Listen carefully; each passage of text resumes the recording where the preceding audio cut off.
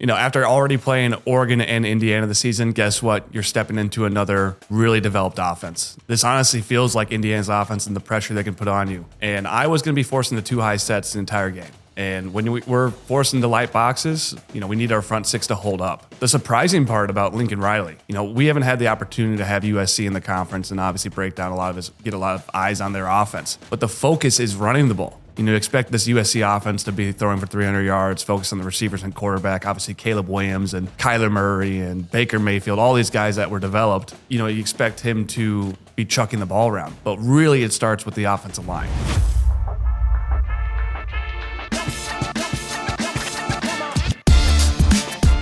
Welcome back to the ANF Podcast. Today we're going to do a breakdown of Iowa versus Oregon, then move into a preview of Iowa versus USC. How we differentiate this podcast from most sports podcasts is we do scheme, personnel, and mindset breakdowns. Primarily how we do that is through film review, and we break out through various plays and themes. What are the strengths of certain teams? What are the weaknesses? And that unravels into an eventual prediction. I'll kick it over to you quickly just to break out what we saw from the Oregon run game. Really was the dominant storyline of this Iowa-Oregon game. We had high expectations for Oregon's offense, especially their run game. In the preview, we considered this offensive line and running back room to be national title contending. And what they end up being was delivering the best rushing performance against Iowa in the last decade. And to break out their first touchdown run, which kind of highlights the ability of the running backs primarily, and the strength of the left side of their offensive line. It's just a simple outside zone concept against a 4-3 rolled up set from Iowa. We're showing our heaviest we can show. We have a 4-3 matching their 12 personnel. We have Lutmer rolled up to the short side of the field. We have the adequate bodies to stop this run. It's just a simple outside zone concept to the left with a lead block by Davison. And we kind of highlight in the pregame when it's Davison and Hill in the backfield, you expect it to go off C or D gap to the sideline using Hill's speed and Davison's lead blocking. It is a decently well-blocked play to the left side. There is some kind of motion, half-gapping by our D-tackle play by Hawthorne and Graves. But Davison does a great job of running the whole for Hill Jr. first. And he slithers his way as if he's the running back, and he doesn't waste his body, which we always kind of talk about. When you're a lead blocker and you kind of like half-block something or jump on someone else's block, you're wasting the numbers that you've created. He finds a way to get all the way downfield and block this for a touchdown because he gets to 15 to 20 yards and picks off X at the end of the play. We also identified Hill as a really scary back in the preview because of his speed, but this is just great technique by him running the outside zone concept. As an outside zone concept, you always want to press the hole to make linebackers and defenders identify themselves and what gap they have to choose. It also gives your outside blockers better leverage to block them, but Hill does a great job pressing to A gap at the start of the play, pulling Montgomery, who's actually a free unblocked player in this, to shoot the A-gap, and then he presses horizontally and then hits the hole.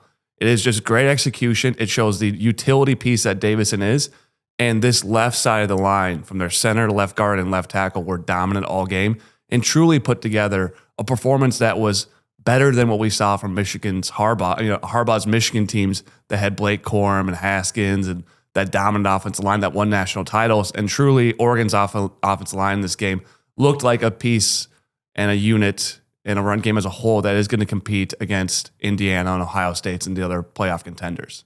The two issues you had with this play breaking out was Brian Allen has an original nice fit. He takes an outside step with the left tackle, but he never anchors down. He just continues to get washed out to the sideline. If he would have stayed in the play rather than just continue to flow the sideline, he almost ends up on the sideline. You can't have that as a play side DN in that play.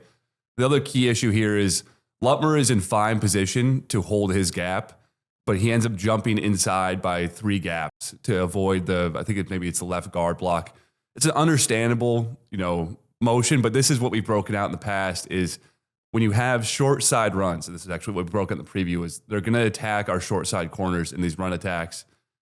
You just have to eat this. You have to make a pile up. Even if you get buried and you get pancaked, as long as you can force a pile at that spot, the worst thing you can do is jump outside of it. And if you watch it back, where he jumped out of is where they eventually ran through. And it's a very difficult spot for a corner, but this is a point where you have to eat the block. You have to take on the pancake.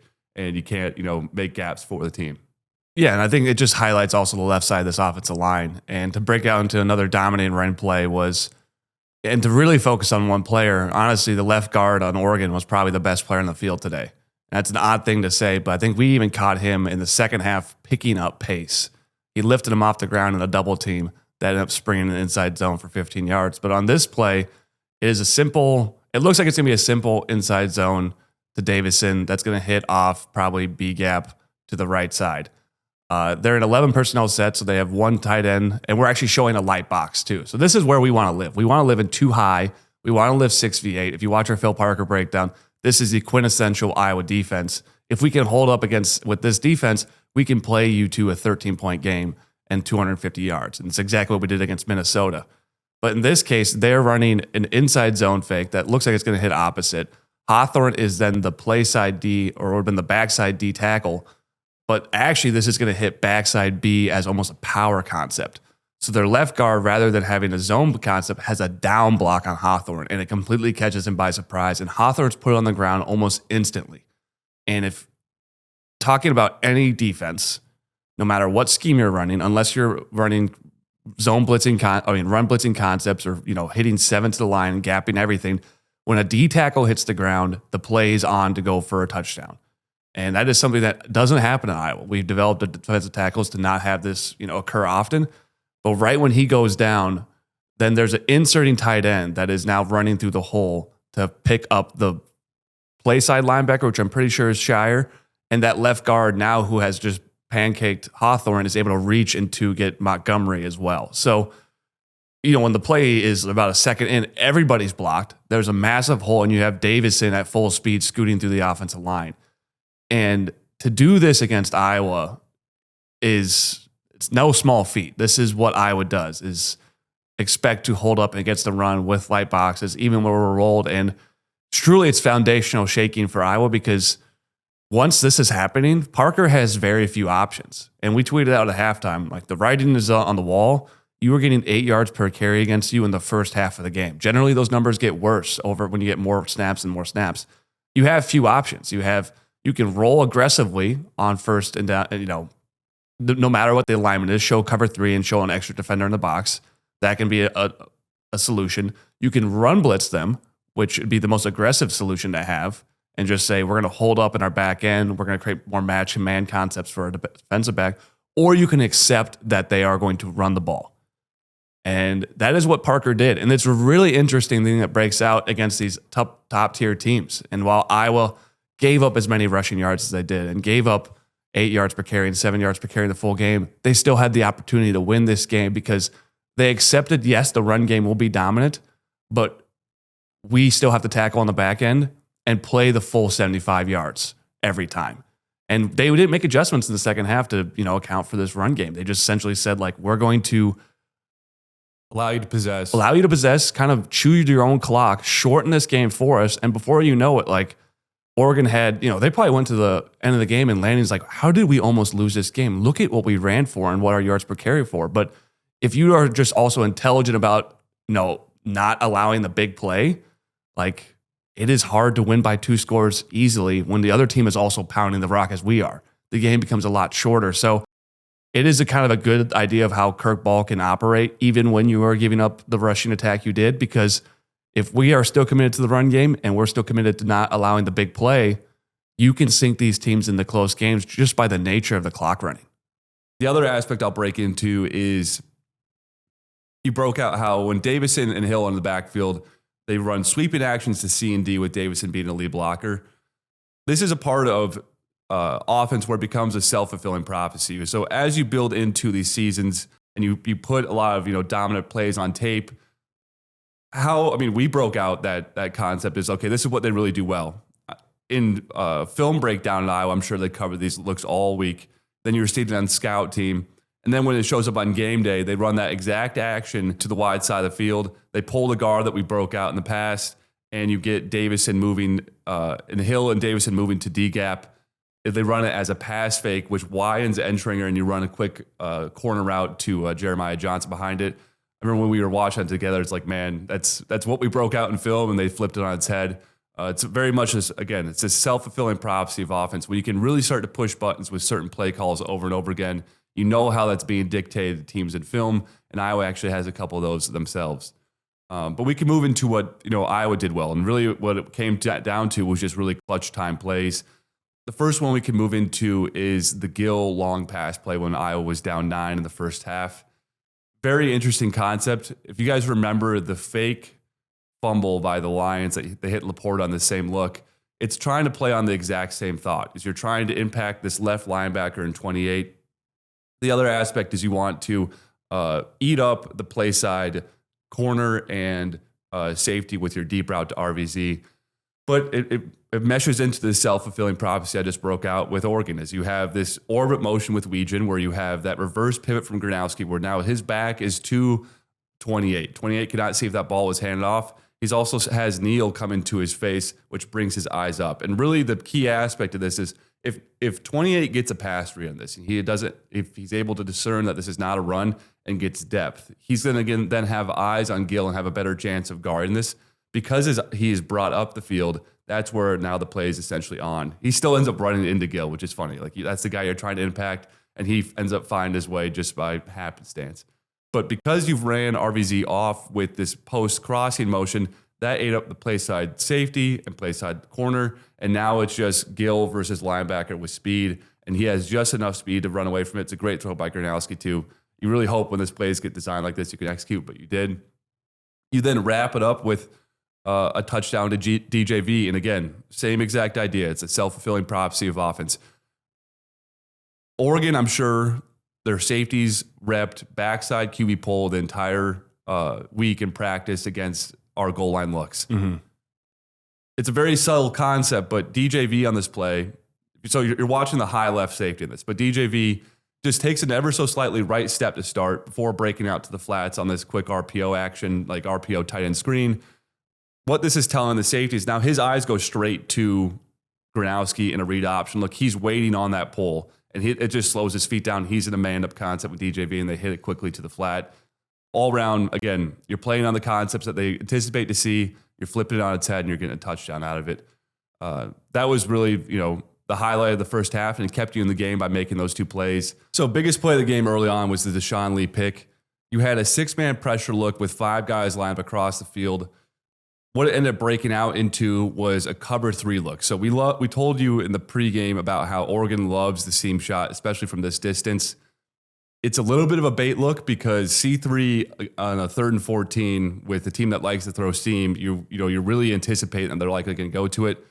Moore does a really good job of seeing that X drops to the center of the field at the snap. So you see Moore's eyes go directly ahead. He sees the C3 drop from the free safety. He knows he's likely got a cover 3 look. His eyes go exactly where they need to go.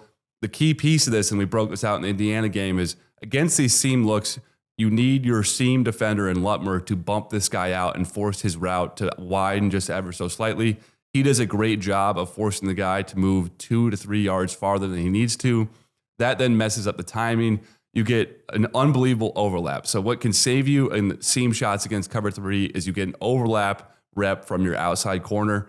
Lee recognizes it early, and this is a great teaching by Phil. Is like, we're going to see seam at some point against C3. You got to be really quick to this. He does not doubt himself at all, and he comes to it fast. Combination again of Lutmer slowing him down and Lee moving quick to it. He ends up essentially acting like the receiver and picking it off. And just that moment where you're down by 2. If they break it open there with a 9-point lead that early in the game, then you could have stacked on it up to 16. You fall behind, and you don't ever probably recover from that. Just a huge moment from Lee. He's starting to play at such a high level, and it's awesome to see that he's going to be coming back next year as a senior, and it's going to be really needed. And actually, another common play we saw in this game, I think we ran it 3 different times, but it's actually the first play we broke out in our Leicester preview, what to expect from the offense this year. And it's one of my favorite concepts we've run. It's just such a nice tweak of the outside zone, but it's a pitch concept. We're in a 12 personnel set, balance set. It's a pitch to Moulton on our final drive after we just converted that 4th down to RVZ. And it does exactly what it's supposed to do. What you're trying to do when you have an outside zone concept or any zone concept is have overflow or underflow by the 2nd and 3rd level defenders. This allows gaps to be open based on that type of motion you're creating. Once the ball is pitched, 28 extends just a half gap too far, and it allows Stevens to have more of an option to kick him out. And Thieneman, you can see, is reaching almost all the way to the top side of C, expecting the ball to, come off tackle. And it's such a clear thing if you're not preparing for this type of play consistently. When you see a pitch, it's almost always pin and pull off C gap, where now you're trying to feed to that off tackle as quick as possible. And it just plays on your inherent feelings of football. Like, these guys have been playing football for a very long time.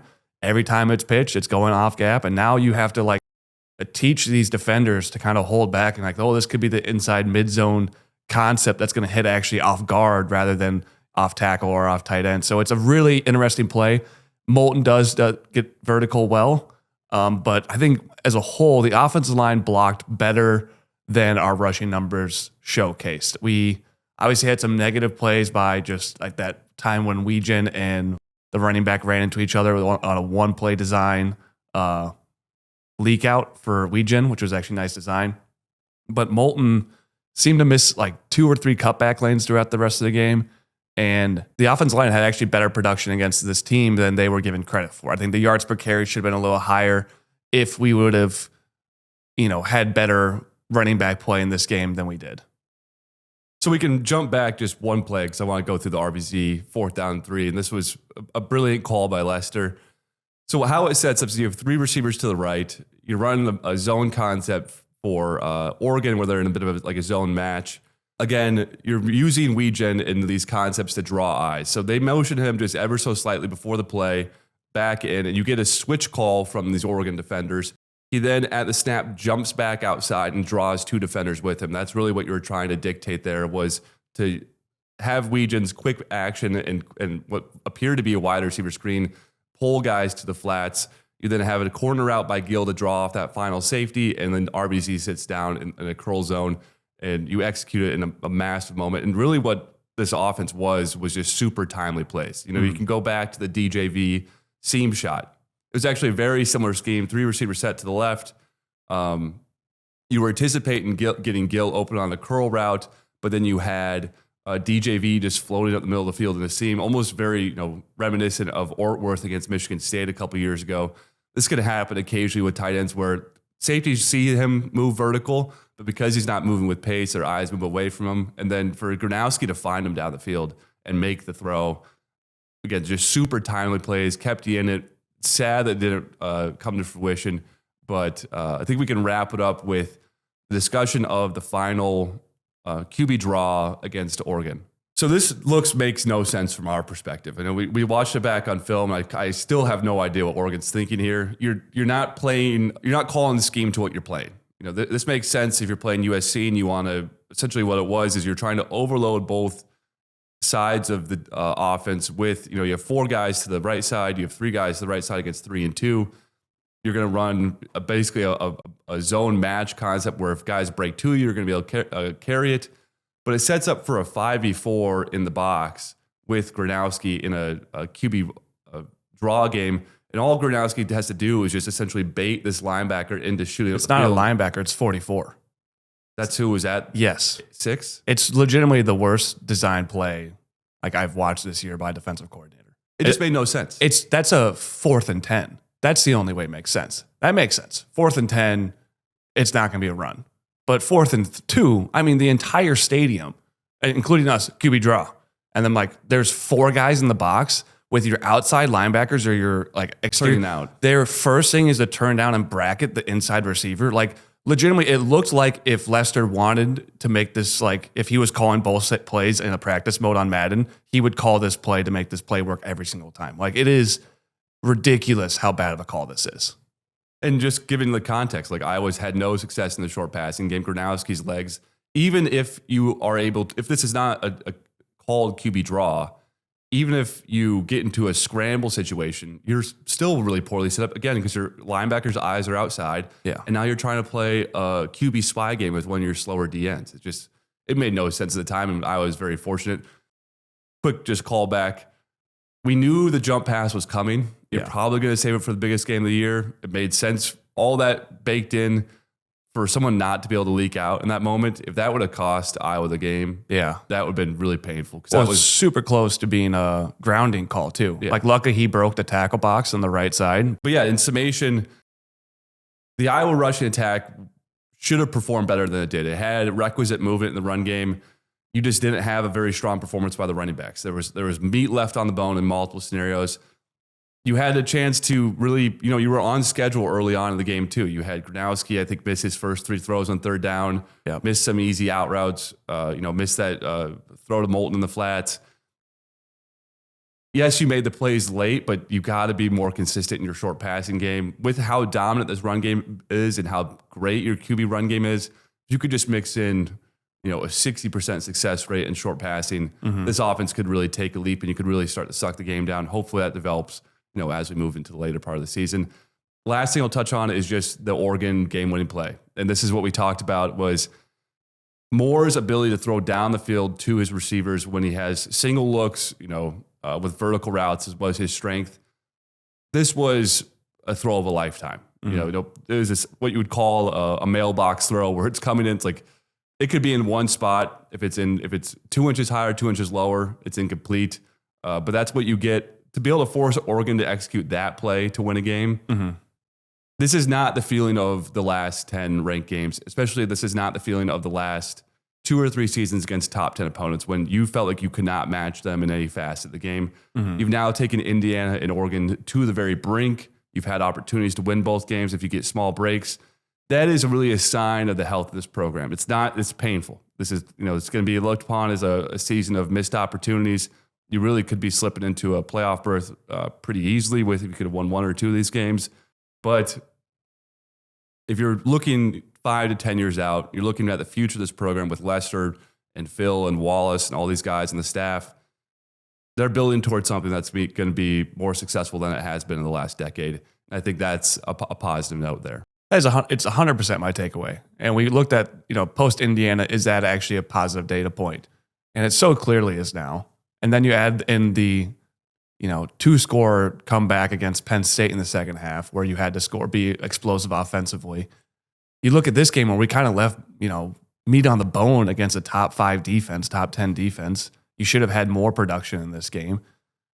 And it 100% comes down to also timely scoring in big moments and timely drives. Like when we fall down 9-0, if this is 2023 Penn State, when we muffed that punt and then they scored in, probably that same drive, the game was over at halftime. There was truly just no way we were going to make a 2-score deficit up. And the Big Ten title game that year against Michigan, we gave up that punt return. And it was like, that's the game right there. It's a 2-score lead. We went down to 9 in this game. I go, good. They're going to relax now. We're fine on offense. There's plenty of game left. I'm having those type of feelings about the Iowa offense where I'm like, this will hit at some point. We have the requisite talent, scheme, and understanding of how to score and offensive line play, honestly, just to play top 10 teams and look comfortable at points. That is not even remotely close. We looked uncomfortable against Rutgers some years ago where we just didn't have the requisite ability. We're progressing at a rate on offense where if you can hold on to this staff, continually develop the receiver and quarterback passing game, the run game's always going to be there now. You're pushing all the right buttons. Weegen is a really important piece to this offense. Obviously, all the pressure he puts on it, but you got Brevin Dahl sitting back there. You got speed guys to fill. And it's definitely someone you can go get in the portal. That's it's a difficult guy to get, but there's probably a good amount of bodies that you can go find that could replicate that in a 1-year situation. So I think that's the main takeaway is you have had no clunkers on the offensive side in these massive games. And that is such a testament to what they're building on offense. We're talking about clunkers from an Iowa football perspective. Yes. We've thrown out 80-yard, 50-yard performances. And again, we're building in the assumption that we're being a ball possession team. You're really, trying to suck the clock down. This is as odd as it is to say a 16-point output was enough. Yeah, that's such it's framed that way from an Iowa fan base, but you also held them to 18 because of the nature you play. Yeah. And that you're allowing them you're giving them light boxes so they run more and the clock's being chewed. You're establishing first and second down. So Iowa games are breaking out, but when you're going to recruit to the tier and you're not going to have, NIL money show up in droves, you have to find creative ways to drag teams into games like this. And to do it against Indiana and Oregon, there's a reality where this might have been gone, a year ago. under Kirk. It felt like it was gone. The ability to drag good teams into games, and it's clearly here. Like it's back in the biggest way. And so it's sad to have these moments, but the vision of this program is still intact. I think this for Oregon it reminds me so much of playing those McCarthy teams that end up competing for titles. And Dante obviously showed a lot of high-level plays in this game. He had a drop and an OPI call that kind of slowed down their offense maybe more than it should have been, given that they had 8 yards per carry in the first half. But that last final throw, in clutch time to win the game is what NFL teams expect from their quarterbacks. It's what championship level teams in college expect, because when you get into these semis and quarterfinal games, you're going to want to focus on line of scrimmage play and running the ball and not turning the ball over. But when the winning time comes, that's when it's on the quarterback's shoulders. And he made winning time throws that entire last possession. He didn't get rattled. The crowd was going crazy. Their entire season's on the line. They lose this game. They're out of the playoffs. And he made every play he needed to make, including that one shoebox throw. And it just kind of highlights what, this Oregon team needs to turn into. Their defense it needs to take a step up to compete against Indiana and Ohio State. That's apparent. But their offense, with that offensive line, if you mix more making some timely plays, they have an opportunity to make some noise down the stretch here. Yeah, they can score with anyone, and they also can ball possess. So you can play essentially a Kirk Ferentz style offense if you want to, because you can rely on a team that's going to be able to suck the clock. And then again, with more, that was without their 2 top receivers, and you're still able to go and execute at a really high level at moments. Exactly. So moving into the USC breakdown. The ANF Podcast is sponsored by Eye Surgeons Associates, proudly serving Eastern Iowa and Western Illinois for all your eye care needs for over 40 years. Next time you're looking for an all-inclusive beach vacation, consider Via Puesta del Sol or Via Puerto Escondido, both of which overlook the Pacific Ocean in Ocotal, Costa Rica, providing an exceptional all-inclusive experience for your family and friends. Visit their website, linked down below, for more information or to reserve your trip today. We're going to start with our offense for obvious reasons. Some people consider it the best offense in the country. Metrically, that is broken out. And really why that comes to fruition is their scheme and personnel and how it matches. This is essentially a perfect spread team. You have the ability to create vertical pressure with your 3 receivers out wide. And, how they do this is through their wide alignment. They're not a tight alignment shotgun team. They're trying to, just from an alignment perspective alone, spread you out horizontally. The key piece of this then is, can you dictate vertical pressure with your receivers? I'll break out 3 or 4 concepts. They have an immense ability to go deep with these guys. And then that will then dictate the coverage you see on the back end. You're going to force 2 high looks. You're going to force off coverage from outside corners and slot defenders. And then what that allows you to do is then to have various aspects of read option in the screen game that they do exceptionally well. And really the key piece of this is then finally their QB. And we break out a ton about how ability of a QB to go from opposite D gap to opposite D gap and read option looks is really the key of shotgun offense. And Maeva has speed and strength. I think is the biggest surprise of me was the physicality he was able to play with in the run game. Mm-hmm. He's able to use his stiff arm to get away from guys. He's able to truck guys into the end zone. You saw on multiple occasions. And that really is the last linchpin of this. And I think we now can kick it over to you just to break out various aspects of the run game that they utilize well. And then I can move into how they like to attack in the passing game. Yeah. And, after already playing Oregon and Indiana this season, guess what? You're stepping into another really developed offense. This honestly feels like Indiana's offense and the pressure they can put on you. And Iowa's going to be forcing the 2 high sets the entire game. And when we're forcing the light boxes, we need our front 6 to hold up. But the surprising part about Lincoln Riley, we haven't had the opportunity to have USC in the conference and obviously break down get a lot of eyes on their offense. But the focus is running the ball. Expect this USC offense to be throwing for 300 yards, focus on the receivers and quarterback. Obviously, Caleb Williams and Kyler Murray and Baker Mayfield, all these guys that were developed, you expect him to be chucking the ball around. But really, it starts with the offensive line. And the first thing I like to call out is how they build their offensive line. Very light. You see almost none of these guys carry bad weight, and they're all extremely athletic. And so their focus is pushing the pace, obviously in the tempo they play, but all 5 offensive linemen will pull consistently as well. You will be hard pressed to find a possession for USC where they're not pulling one of these offensive linemen.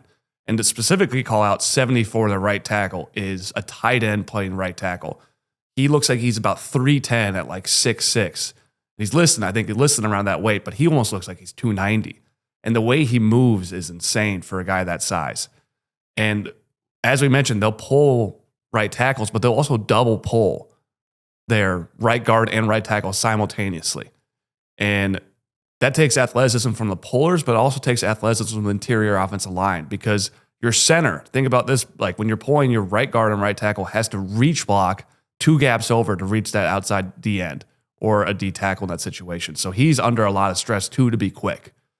But the first play will break down as a double pull to the right with the right guard and right tackle pulling to the left side. They have a 12 personnel look with 2 tight ends who are really athletic and really strong blockers as well. It is a classic power look where you have a concept of them, down blocking with 4 of those blockers. Their center goes and reaches the backside DN that those pullers are leaving. The first right guard picks off the DN that is being left by that power concept push down where he's the far outside defender. But 74 hits a point where he's like in space.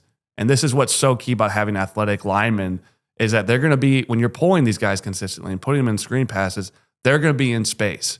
And he hits his back foot like he's a running back cutting up field and seeks out a linebacker and makes the block. And he hits a point of acceleration.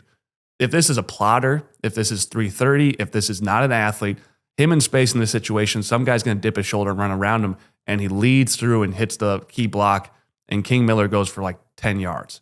And you look at their running production against Northwestern, Nebraska, and Michigan, it's like 8 yards per carry in all those games against like pretty decent level rushing attacks. Oh, Michigan's got a really high level. Really high level. And it's like 8 yards per carry. And when it just makes sense. He is focused on leverage. He's focused on numbers. Riley never wants to sit there and call inside zone. He's always looking to create an opportunity to get numbers in these sets. And when you have someone scared as hell to not put multiple bodies in the box, and you're so aggressive with creating these numbers games through pulling or through tight end inserts, you can get really high level rushing numbers. And I think Riley in the summer, he's not drawing up pass plays. I think he's sitting down and how can I get my tight ends and all my offensive linemen focused in really unique power plays and insert plays. And it's one of the most unique rushing offenses I've seen in the country. And really the difficult aspect of this is that play side, or it'd be consider the backside D end. When you have a guard tackle moving away from you, you can employ various tactics where I think Iowa's going to likely want to sit on that and try and time up a really well-timed backside like mesh blitz. The issue with that is then Maeva always has that ability to pull the ball from you. So now this D end is essentially wasted with that fake. And you've seen a lot of teams just play slide techniques where they're going to now sit on Maeva coming off that backside with a read option. I'll clip up various aspects of this pull, but how they also counter that is then they'll pull that guard or they'll have down blocks and leave that D end, and then you'll run that slip technique that Iowa runs a lot with their backside slide and tight end. So really what I'm trying to break out here is this D end who's either seen guards pull away from him and then has pressure of Maeva running outside of him, or is being left on down blocks and has tight ends moving to his face. They put this guy in a ton of turmoil. And it's going to be a really difficult part for Iowa is, okay, this guy is you're going to have to either dictate that he's coming to the mesh point or he's sliding. And even if he's in the perfect position and he's one-on-one with Maeva's got the ability, the athleticism and strength to get away from this guy. And that's really where this is going to break out. One aspect of this, and you talk about the creativity of USC. Against Michigan, they run this backside pull technique, and they do it in a really cool way. And I think I would actually like to see Iowa incorporate this. But on the left side of the line, you have a left alignment tight end. He takes a widening step like you're seeing outside zone. So what this does is it brings the play side DN thinking he's getting outside zone to his face, so he widens for you. The tight end then leaves him, and then you get pulling guards to kick him out. And this creates this ocean of space and C gap. And again, it's just like this constant influence game of these DNs in the system. And then you stack on what King Miller can do. So I think the easiest way to demonstrate the talent you have at RB is their 3rd and 30 play against Michigan. You have a 6-man front pressure look from Michigan. And this is really the perfect time to break out your pull because now you're wasting guys backside in that pressure look. They run the double pull and you get Miller, in a perfect A-gap run where he has, I think, 3 or 4 safeties he has to beat. He beats one safety with a 1-foot cut and then has that Caleb Johnson. We talk about a lot with running backs, but he has that Caleb Johnson bend to him where he's bending it around. He's not really cutting. He's just, making his own way through his own run. And he almost goes for a 80-yard touchdown on the 3rd and 30. It's one of the most chaotic plays I've ever seen. But that really just exemplifies the talent they have at running back. This guy is a no doubt NFL player one day. Will be a high-level NFL running back just from the tape we've seen. I think the most creative runs they have is ways to get almost ISO leads to A-gap with multiple ISO blockers leading the way.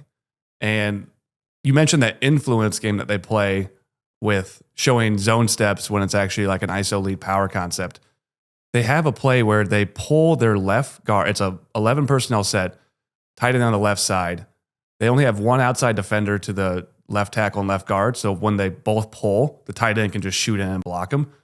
But rather than pulling and like creating the power concept to the right side, it's a zone concept that's like playing ISO lead. And so like you see like the right tackle take a right zone step and like widens the linebacker on that side for a second. And then he goes and reaches him. It's like a double team he has. Both the center and the right guard just take one step, like seal steps to A-gap. So these guys take a shuffle step to the right, almost keeping the like horizontal shoulders, and then both lead through A-gap. And this hits downhill. I think it's through a pistol set with 2 guys hitting through A-gap. I truly have never seen a play like it where you have your left guard and left tackle are leading the way instantly through A-gap with not picking up anyone on the line of scrimmage. They're reaching to linebackers. And then they have the same thing against Michigan, not with offensive linemen, but with their tight ends. So they have a 12 personnel set. Left tight end is a little farther back off the line. They have this kind of bastard tight end in the slot. At the start of the play, they bring him in motion, and both come a swinging action in the same type of concept where it's like a zone block in the interior line where they're just taking, try and get a shoulder, and then they're both leading through A-gap with instantly through this like really unique concept of like both having them lead through. And the tight ends are blockers too. Like 87 McCree. Yeah, he can really block. He's going to be an NFL tight end. He's super athletic, but he's like a willing blocker and has quick pace to these holes. And it's another double A-gap lead with neither of them eating up D tackle or D, like some of the front line blockers. They're reaching to the linebackers. So we mentioned Riley is like trying to be a wizard with his run blocking. He is not accepting the notion that you should run simple concepts. He is trying to push the limit every time he calls a play. So moving into what we see from their passing attack, we broke this out on the front half, is the pressures they can create from their alignment and then be able to go vertical. It dictates that you have off coverage a lot of time. You see most teams trying to approach this offense by just saying, hey, we're going to give you space. Hopefully we can slow you up in the run game. We're going to try and get you down essentially to the red zone. How they counter this is their screen game with Lemon and King Miller. Both guys are incredible in the screen game. Their best one I've seen them set up is this. They'll run it to the weak side out of 11. And in this particular case, you run it to the wide side. And you just get like this quick little arrow route from the running back to the wide side. And then he lobs it over and you get a 2-man game to the weak side linebacker. Again, this is just playing off of too high weak side alignment. It's going to be something that I always see quite a bit, if I had to guess. This is this quick little screen game. The next is their RPO game. And this is very much on Indiana's level of RPO. If you leave sandwiches out there, they're going to eat it. And that is the perfect look of this is a 2nd and 5 against Michigan. I think they have an 11-point lead with like 6 minutes to go. And that shows you, to me, that demonstrates how aggressive they want to be with the RPO. They see if you're going to leave this out here, even if we're up 11 and we want to run the ball and suck the time, I'm still going to pull the ball out of the running back's stomach and throw this. You have off coverage alignment from Michigan where it's a C3 look. So it's a curl RPO. The interior curl is trying to hold that inside curl route zone defender. And then you're just hitting the quick curl on the off coverage outside corner. I've seen this look probably 4 or 5 times. It's very interesting because I think Iowa could bait in a counter to this. There's various ways you could do it, but Iowa's thought process here should be, how can we bait an RPO look and with this curl coming? because they seem very eager to take it, and that's something that you have to consider. But yeah, that is the element of their passing game where they're going to try and draw you forward. If you're going to line passively, we're going to use RPO, we're going to use a screen game, essentially 1,000 small cuts, and then once you dictate aggression, and this is where they get really scary, is Lane against Notre Dame. This is Christian Gray, one of the top corners in the country. They run the RVZ rep against Minnesota. So it's a corner rep against press man, and Lane beats Gray by 3 yards and houses it for a touchdown. And that is when you see pressure looks out wide, these wide receivers have the ability to go over the top on you. I think finally I'll wrap it up with is the level of aggression that this passing attack is playing with. It's a 2nd and 1 look on the 11-yard line against Michigan. Michigan comes out in a 2-high safety look with off coverage on the left side of the field. What Michigan's trying to set up here from a mindset perspective is we want to give up a quick inside zone run, get you into a 1st and goal scenario where you're on the 7 or 8 yard line, and then we're going to try and get a stop from there. We just don't want you scoring a touchdown on this play. USC comes out in a 2 wide receivers left alignment. Again, you have off coverage. You have a corner at 7 yards and a safety protection over him. Maeva sees the coverage, and you just run a corner curl route combo with Lemon, and you execute probably the highest level throw of the year, but you score the touchdown. And that really just demonstrates the aggressiveness that this passing attack has. And then they not like when you play with that level of aggression, you need to be able to execute. I guess I'll take one more is against Notre Dame, you get a man-to-man look on the goal line. I think it's maybe a 2nd and 10 from the 10.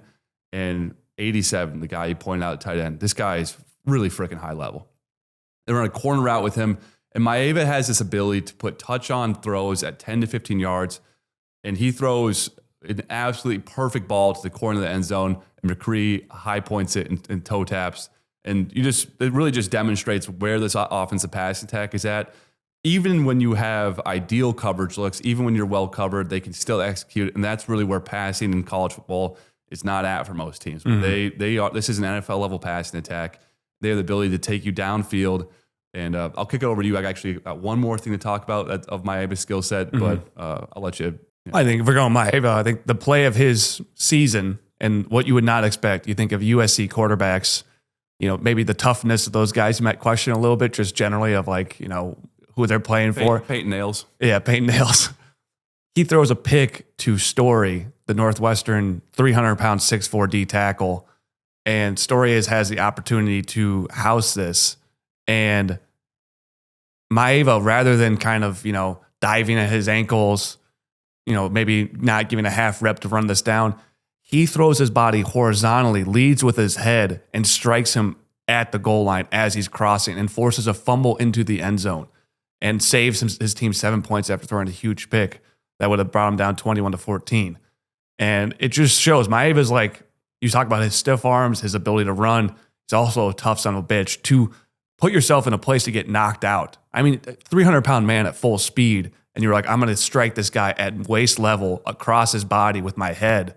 He has a certain mindset to him that, when you're an NFL scout, you're probably going to be putting out this play out first, going, this quarterback is going down with the ship. He's not going to, this is an aggressive dude.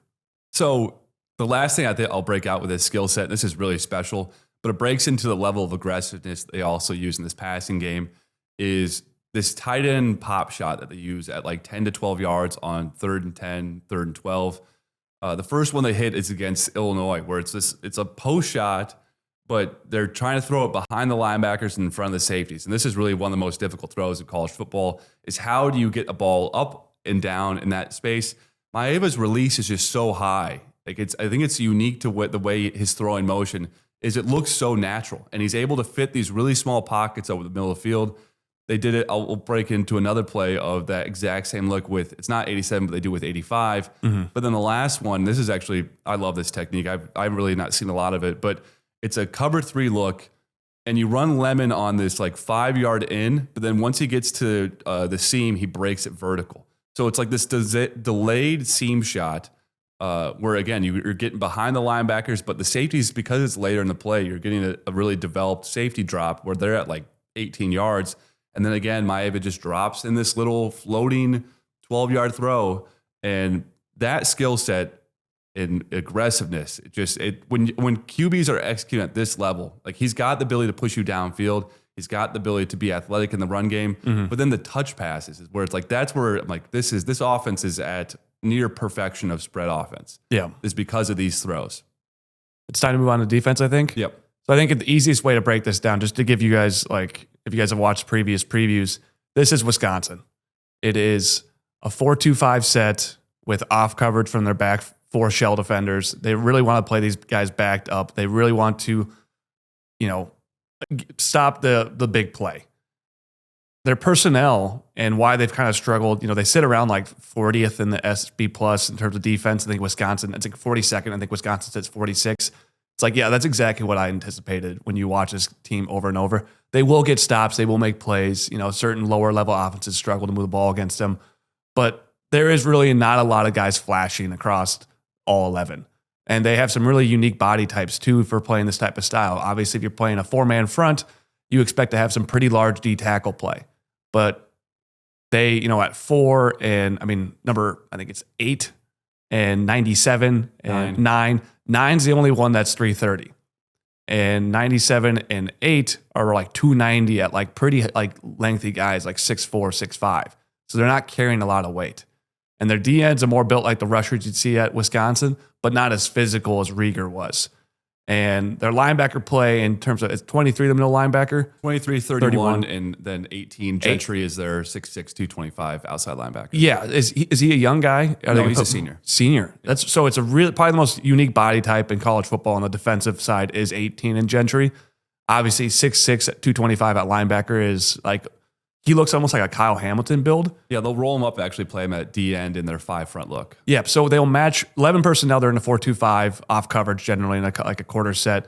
When they're against 12 personnel, they'll roll to a 5 front. They want number 9 as their nose tackle, and then they'll roll down to have 2 other D tackles, and then their D ends playing the outside backers. Generally, what you see success with is just running right at them.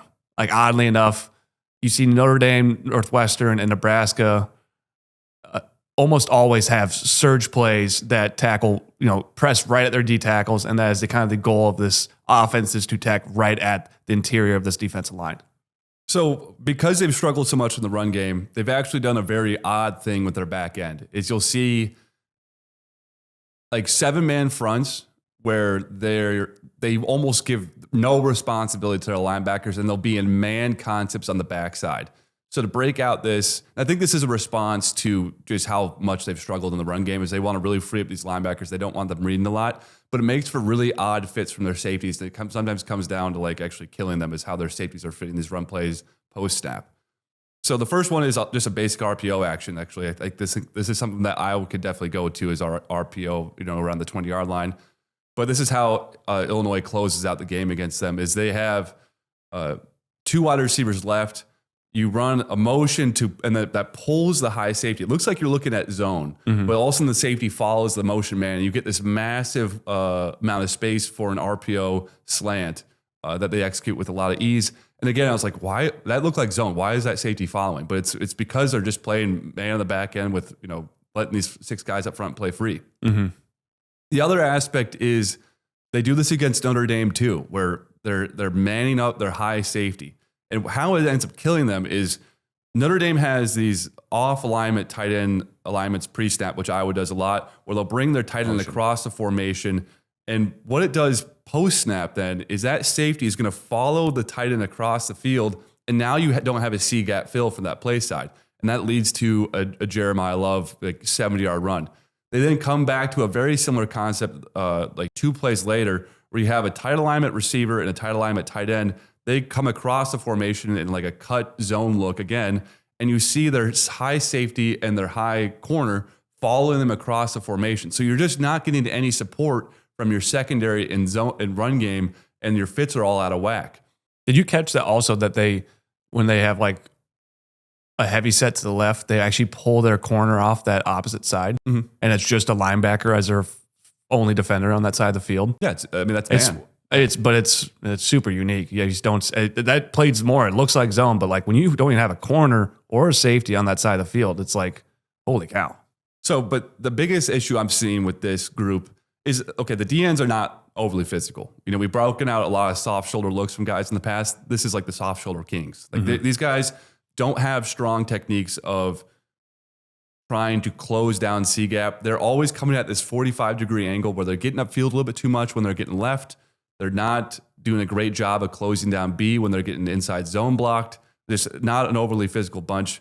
But really where I think they're struggling is the physicality of their linebackers. So that Jeremiah Love run I just broke out for the touchdown is you're going to see, again, the overflow from their high defensive backs, but you get a center that reaches up to their middle linebacker. And the middle linebacker, instead of taking on the block, jumps 3 gaps outside of it, tries to dodge it. And that's eventually the route that Love takes. And this is a major problem. So again, Nebraska runs a tight end insert on an inside zone lead, and you get a tight end matched up on number 31. I think the biggest issue they're having is this 31 is, you know, their weakest defender here, in my opinion, is they run a tight end insert inside zone lead where their tight end's coming across the formation and leading it through B gap. And you have 31 step up into the hole. All he's got to do is just match this block, and you can squeeze the gap, and then you're going to let your guys fill in behind. He again jumps out of the gap to dodge the block, and then they run right through for 12. And it's like these linebackers are not playing with the physicality they need to. With, you know, if you're not getting backside protection from these guys and you're allowing them to move you all over the field with your backside safeties and corners, you need these LBs playing tough as hell, and they're just not playing through blocks. They're playing around it. And I think that's really setting up for a huge issue, because Iowa's just going to run right at you. And there's not going to be a realm of escape where these guys want to use their athleticism at linebacker to survive plays and flow to the sideline.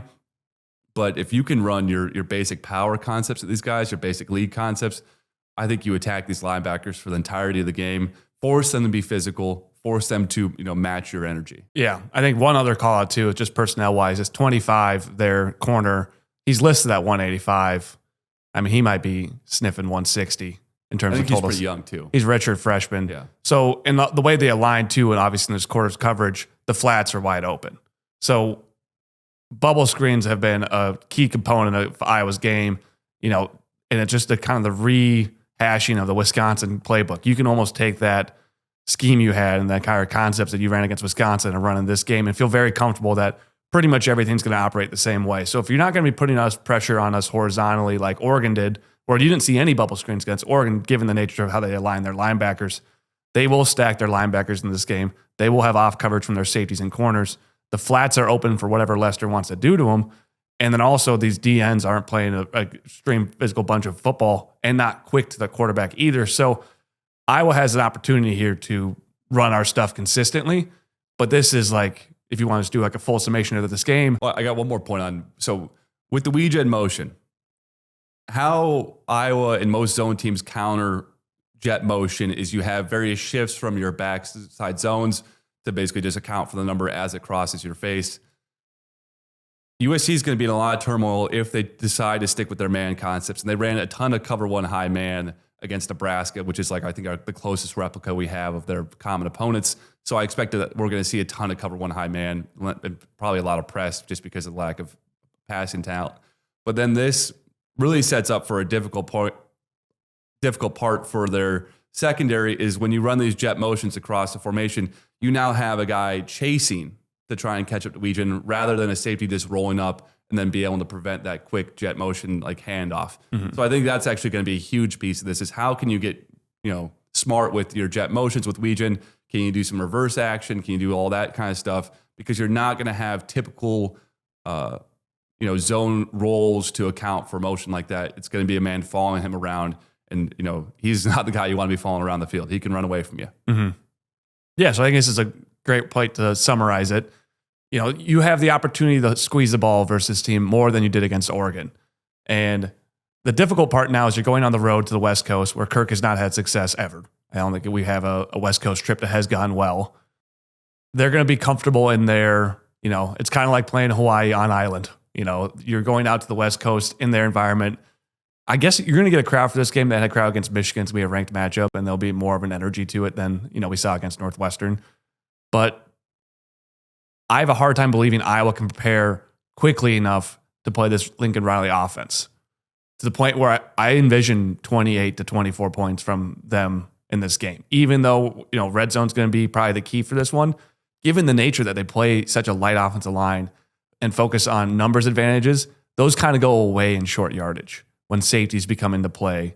When you need the double team movement, you kind of see USC struggle in like 3rd and 1 situations, because now when they actually are lightened up, they can't create some quick motion to create leverage and numbers. This system kind of falls apart. So red zone stops are a possibility against his run game, given that fact. The red zone stops are, but again, you're looking at eventually at a Maeva pull. That what I've seen from them is when they need a touchdown, when they need a play to work, they're waiting just to set up this Maeva pull, and he's such a dynamic runner that you're going to have to account for him. You really need to be thinking hard about big moments, because it's probably coming then. Yeah, and Lane against Lee is going to be a fade opportunity in the red zone as well. They're going to circle that opportunity 100%. So the key here is, just like it was in the Oregon game, then what we did not execute was to be able to hold the ball and pick up first downs, because they will have success in offense. It's almost, a guarantee. So this brings Iowa into the new Big Ten. All right, you just played Indiana, Oregon, Penn State, and you beat your rivals. But now you have to play this like 28 to 24, 28 to 27 high scoring game. You're going to have to put up points in the USC environment where they get you at home. And this is where you go from, this is a nice story this year, to winning a ranked matchup on the road where like you can end still your ranked wins streak. You can end, West Coast trips. You can end the offensive, issues that you've dealt with for the last few years. You still have this opportunity, even though it feels like Oregon was this critical loss that ended your playoff streak. Narratives are always being driven that can hurt this team. And if you go into this game and score 31 points and beat a ranked USC, your 6.5 point underdogs too, that kind of beat the shit out of Michigan and, has looked really strong all year, competed against a Notre Dame team that's going to compete for a national title. Like, this is still a massive moment. And it's the beauty of this new season is that, or this new conference where you would, generally after losing to Indiana, Oregon, that was your opportunities to have big wins. You have another one right after. And your offense has a great opportunity to go put up 30 points, which is crazy to say. Like, this is where the new Iowa lives. And if you want to be a program that's viewed at where you're at right now, where you're like around 20 to 15, you have to go and compete in this game and win this game. And so that's where it's still a tough place to be as an Iowa fan, but what's better than having a massive game against a premier opponent on the road in a prove-it spot right after? You get to wash away all those negative feelings of, we blew the Indiana-Oregon game, playoffs are on the line, we could have been there, but hey, you'll win this game, you're going to be feeling pretty good on Sunday. Yeah, you're going to prove that you belong in this, again, this 12 to 20 ranking. Yeah. Really, I have no idea where I'm going. Yeah. But do you want to move into picks? Prediction? I really don't have anything on top of that. Do we do anything about the Oregon game? Like, because it was like, I don't know. No, we're good. Okay. Yeah, it's a hell of an opportunity to prove that you belong in the upper tier of the Big Ten. Like, this is kind of the last pecking order game. You have the established top 3 in Oregon, Indiana, and Ohio State. Now this next level is USC, Michigan, and you. Yep. Washington just dropped a clunker at Wisconsin. You haven't done that yet. If you're able to win this game, you can really hold your head up high as the 4th best Big Ten team in arguably the best conference in America. Yeah. That's something to hold on to, and that's going to help in recruiting. That's going to help in retention next year. So that's, again, you're just setting up for a massive moment, a chance to kill some demons on West Coast trips, ranked opponents. I think it's going to be, a really hard fought game. So let's move into predictions. You first? I will go 27-20 USC. I think that Iowa's going to have a really dominant affair in the run game. I think this USC front 7 is just not going to be up to the task when it comes to stopping this run game. The issue with that is then when you get to the red zone, and they can go ultra nuclear, they can start really run blitzing you. Are you going to be able to attack these corners? And they actually have some high level corners playing at a pretty high level in their passing game. I think it's going to probably set up for a couple more stops in red zone than you'd like to see. I don't see how we get stops against this offense. As we broke out, they can press every single button they want to from an alignment perspective, from a run game perspective, from a QB run perspective. And then once you dictate aggression from Iowa, they're going to have the ability to go behind you with these receivers and the ability of Maeva. The way they can press every single button and move from gap to gap to gap, I just don't see how that results in consistent stops when you're on the road playing in their environment and they're comfortable.